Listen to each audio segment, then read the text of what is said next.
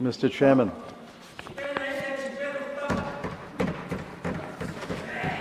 Mr. Chairman, I'm honored that my party has asked me to start the debate on the budget. I want to first frame the scope of the debate. Under the rules and the tradition of this House, in a budget discussion, every subject, every ministry, every department for whom money is allocated and an appropriation is sought can be discussed. I think the House will agree with my framing of the scope of the debate. The first point I wish to make is the economic survey is prepared by the Economics Division of the Finance Ministry. A lot of people put on a lot of work and do a lot of research and analysis to prepare the survey. It runs to over 700 pages. The narration is about 450 pages, and the statistical appendix is about over 200 pages. I wonder whether the government and its key ministers read the economic survey. The most charitable view is that they don't care for the chief economic advisor. The uncharitable view is that while the chief economic advisor is bringing the government down to earth, what is happening around the country, I think the government and the ministers want to soar high and reach another planet as if we are not living on earth. There are a number of challenges listed in the economic survey. I'll take up only 4 challenges. Capital investment. For some years now, for almost 12 years, capital investment, gross fixed capital formation, is stuck at 30% of GDP. Net FDI in 2024-25 has collapsed to less than 0.09%. FPIs, foreign portfolio investors, are pulling out. Private investment, although companies are cash rich, is stuck at 22% of GDP. In this situation, where neither the public sector, nor the private sector, nor the foreign investor is investing in India, this government has cut capital expenditure. In the year that ended 25-26, they have cut capital expenditure by a whopping 1,44,376 crore. The centre has cut its capital expenditure by 25,335 crore, and what is worse is the state's capital expenditure, for which the centre gives advances, is cut by 1,19,041 crore. Should there not be an explanation? Why did you not give the money? Or did you impose conditions which the states can't fulfill? There must be a reason for that. No reason in the Honorable Finance Minister's speech. The second challenge is unemployment. All of us agree, all of us should agree, in our constituencies, the most number of requests is for job. Youth unemployment is 15%. Less than 25% of the workforce is in regular employment. There is a shift to self-employment, and more workers are in the agriculture sector than there were 4 or 5 years ago. Only in a country with 144 crore people, only 195 lakh, that is less than 2 crore, are employed in a factory. Yeah. Manufacturing, which is largely factories, is stuck at 16% for many, many years. I'll give you an example. The PM internship scheme was touted. Last year, the finance minister made that statement. Corporate houses were persuaded to offer internship. 1,65,000 offers came. Only 33,000 were accepted. Are there no young men and women to accept an internship in big companies? Only 33,000 accepted. And of the 33,000 who accepted, 6,000 left the job. So what is wrong with the internship scheme? She touted it last year. She must explain why the scheme has totally failed this year. The third challenge is the slow growth rate. In paragraph 14 of the Honorable Finance Minister's budget speech, she said, and I'll quote that,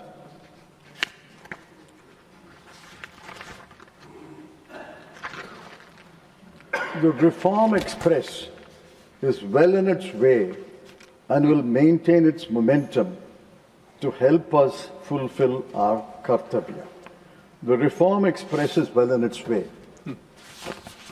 Along with Vande Bharat and Tejas, they may even introduce a train called Reform Express.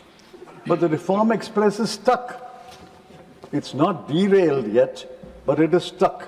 Yes, yes. Look at the nominal growth rate. The nominal growth rate in 2023-24 was 12%. In 24-25, it came down to 9.8%. In 25-26, the year which will end in a month, it's come down to 8%. Where is the Reform Express gathering momentum? Where is your bullet train? No bullet train is coming. You refer to the real GDP growth, But Dr. Surjit Balla, one of your strongest supporters, has mocked the real GDP growth. That's because your CPI inflation is 0.5%, your wholesale inflation is negative, your deflator is only 0.5. With these numbers, you can always make a GDP growth. But the nominal growth has come down from 12% in 23-24 to 9.8% in 24-25 and 8% in 25-26. I'm glad the Honorable Finance Minister is there. I'm pointing out, Madam, that your paragraph 14 of your budget speech is totally wrong and unacceptable. Yes. The last challenge, there are others who will touch upon the other challenges. No, you've got The 10 slow minutes left. fiscal consolidation. You can speak more. Now, fiscal deficit is a well-known measure, internationally accepted measure. I find that the government is moving away from fiscal deficit to debt to GDP ratio. Dr. Rangarajan, one of the most knowledgeable economists in this country, has pointed out that the two are interdependent. If fiscal deficit comes down, the debt to GDP ratio will also come down. the debt to GDP ratio comes down, the fiscal deficit will also come down. It's two sides of the same coin. I won't elaborate on that. The fiscal deficit in 25-26 is 4.4%. She has achieved her target. But next year, it will come down only to 4.3%. And the revenue deficit in the current year will be 1.5%. And next year also, it will remain at 1.5%. Now, what is the FRBM target? FRBM target is 3% of fiscal deficit. And the revenue deficit, the ideal is to eliminate the revenue deficit, but it can be up to 1%. At this rate of consolidation, which Dr. Rangarajan in a very analytical article has called out as a mockery. At this rate of fiscal consolidation, it will take 12 years to achieve the FRBM target. The FRBM target was last achieved only in 1 year, 2007-8, on the fiscal deficit. But since then, the fiscal deficit is ballooned, and then they're trying to bring it down. But at this rate of fiscal consolidation, it's like taking baby steps. Baby steps will not allow you to run 100 meters or 1,000 meters race. And then what saved the Honorable Finance Minister, not because of higher revenues, but because of higher financial discipline, what saved her was she cut total expenditure by 1 lakh crore, and the RBI gave a dividend of 3 lakh crore. That is how it saved the fiscal deficit. But for these cruel cuts in capital expenditure, but for the bonanza received from the RBI, the fiscal deficit will not be 4.4%, it will be 5.5%. Other challenges listed in the economic survey will be taken up by my learned friends. Now I'm looking for the Honorable Mr. Shivraj Singh Chauhan. I'm the Honorable Mr. C.R. Patil. I'm amazed. Under one minister's charge, under one minister's watch, agriculture and rural development, there is a cut in expenditure of 60,000 crore. Shame. Agriculture has been cut by 6,985 crore. Rural development has been cut by 53,067 crore. Shame. Rural areas don't require any development. What is the minister doing? What are our officers doing? What are they doing throughout the year? That in 1 year you spend 60,052 crore less. On a Gram Sadak Yojana, and villages are crying for Gram roads, 7,201 crore is the cut. On Awas Yojana, the much touted housing scheme, the cut is 22,331 crore. Don't our people require roads? Don't our people require houses? On grants and aid to states, the cut is 30,391 crore. You blame the states, but why don't you give them money? And there's not a word of explanation why this cut. Somebody in the cabinet, the Honorable Prime Minister must ask the minister and the ministry, why is there under your watch a 60,000 crore cut? Correct. I'm looking for Honorable Mr. C.R. Patil also. The Jal Jeevan Mission was allotted 67,000 crore. You know what they spent? 67,000 crore.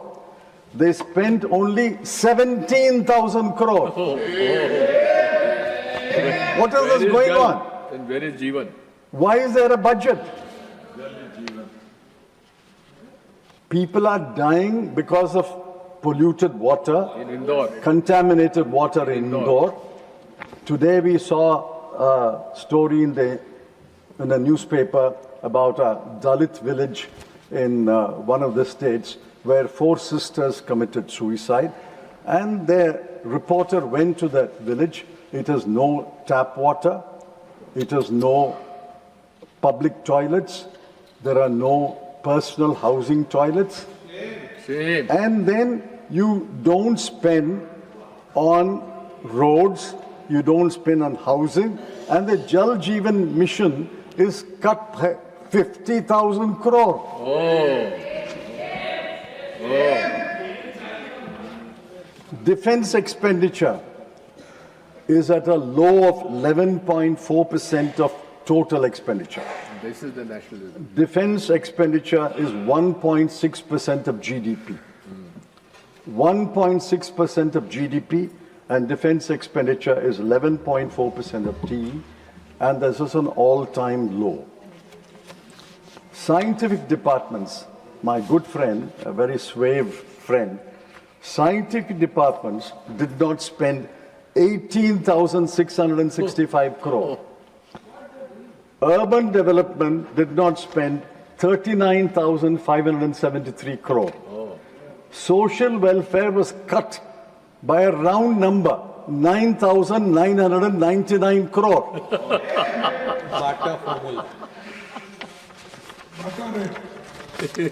What are the ministers doing?